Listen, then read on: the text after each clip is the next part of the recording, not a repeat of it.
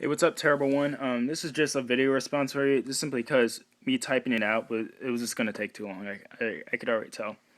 But I totally feel you. I don't know if you remember what you wrote, but you pretty much asked me how the pedals compare with each other. And I'm trying to make this a little bit shorter than my last review, but this isn't gonna be a review. This is gonna be my thoughts because I mean, obviously, you have the T500 and the Fanatic, and I'm sure just by I don't know how often you use your T500, but the Fanatic pedals do feel better in Gran Turismo 5. I hate to say it like that, but it really does. They're a lot more sensitive, a lot more. There's the travel distance is a lot bigger, whereas the travel on this isn't as big. Um,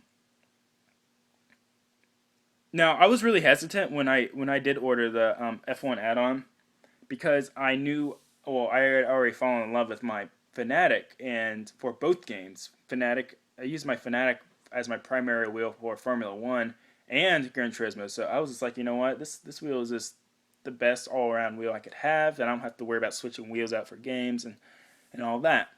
But when the F1 add-on came out, I was just like, I have to get this because I play Formula One usually more than I do Gran Turismo now, at least, because I have just about everything I could ever want in Gran Turismo. Um, so I knew I had to get the Formula One wheel, but obviously you can't use those pedals for the F1 add-on. So I was really hesitant because I knew how these pedals felt, and I knew I didn't like them as much as my Fanatic. But once I actually started doing some laps with the F1 add-on, I got to realize that really, when you do race Formula One with this wheel, the pedals, you're not going to see huge difference in pedals. Really, it seems like when you race in Gran Turismo with, like, whatever car you like, a Honda or anything like that, you do need to have like a more sensitive brake pedal, like the Fanatics have to offer. But when you do race Formula One or F1 2011, um, doing little slight braking stuff isn't going to matter all that much because usually to slow yourself down, you're just going to let off on the throttle anyway. And when you do need to brake, you usually slam on it and let release like really, really quickly. I don't know if you've seen my reviews, but I drive extremely aggressively, and I brake really, really, really hard at the last second around corners. That's how I get really good times and win. Um, so really, doing any like really like light braking isn't in my sort of repertoire of techniques when I drive Formula One. So these pedals work out great. They really do. Throttle feels really good. The only big difference I notice is, I mean, compared to the Fanatics, these springs, whatever springs are used in these pedals, they're really stiff, and I like that. I like how the Fanatics are a little bit looser, but I only like loose when I'm driving GT cars because obviously loose means I'll have more freedom to do sort of really subtle accelerations through turns or light braking or anything like that. That's the only major difference. I'm gonna go ahead and I mean you should have both these pedals, so it should be pretty clear what angle these pedals are at.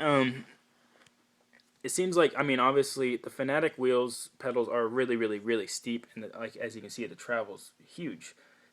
These aren't nearly as steep. I really don't really care all that much how steep it is, just as long as it gets the job done. Um, but I mean, hopefully that answers some of your questions. I guess. Um,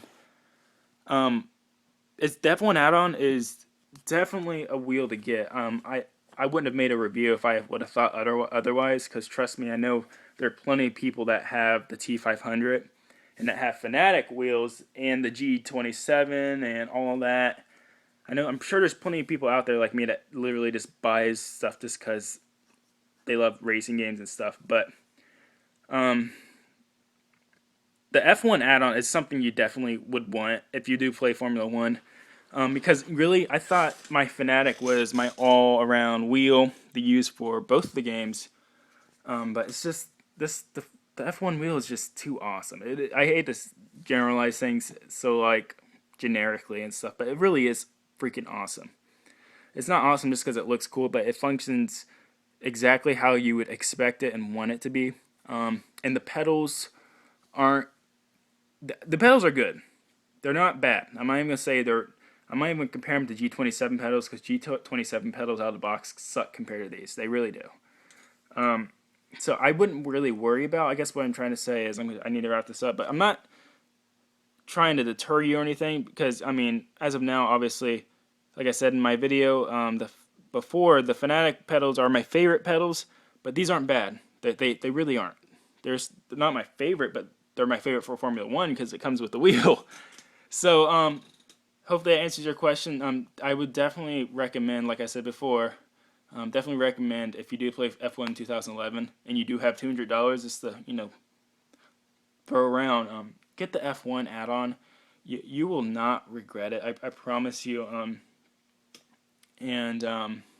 Yeah, hopefully that answers your question. If you have any other questions for me, I mean, I'll just do another video, dude. It's no big deal. I like talking about this stuff because I'm really enthusiastic about playing these racing sims because it's what I've been doing since I was a kid, and it's kind of like a sport to me, I guess. I mean, I'm in a racing league and stuff, and I'm not sure if you are, but if you play racing games as much as me, you should be in a league and compete regularly. So having good racing equipment is pretty important to me. So like I said, if you have any questions about any other things about this wheel, the F1 add-on, or any other wheels or pedals or anything like that, just let me know. I'll be more than happy to answer them. Later, dude.